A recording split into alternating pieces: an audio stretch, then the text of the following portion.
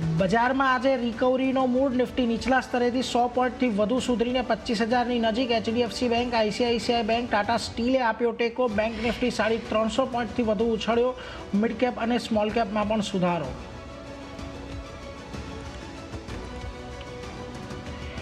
આજે મોટાભાગના બીએસસી ઇન્ડેક્સમાં વેચવાલીનું દબાણ. ઓઇલ એન્ડ ગેસમાં 1.5% પાસેની વેચવાલી, તો આઈટી અને સરકારી બેંકોમાં ઘટાડો. સામે મેટલ સેક્ટરમાં થોડી ખરીદદારી.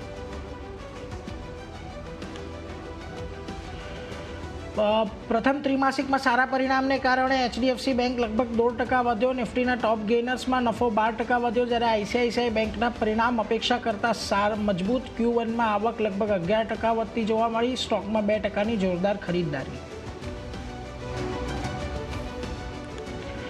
નબળા પરિણામોને કારણે EU બેંક લગભગ 7% ઘટ્યો. ફ્યુચર્સમાં ટોપ લૂઝર, તો પ્રથમ ક્વાર્ટરમાં એનઆઈએમ અપેક્ષા કરતાં વધુ ઘટ્યા. બીજી તરફ એનપીએ પર આરબીઆઈની વધતી સખ્તાઈને કારણે એક્સિસ બેંક લગભગ 2% ઘટ્યો. બંધન બેંકને વ્યાજથી આવક 8% ઘટી. અહીં પણ આવ્યો ઘટાડો.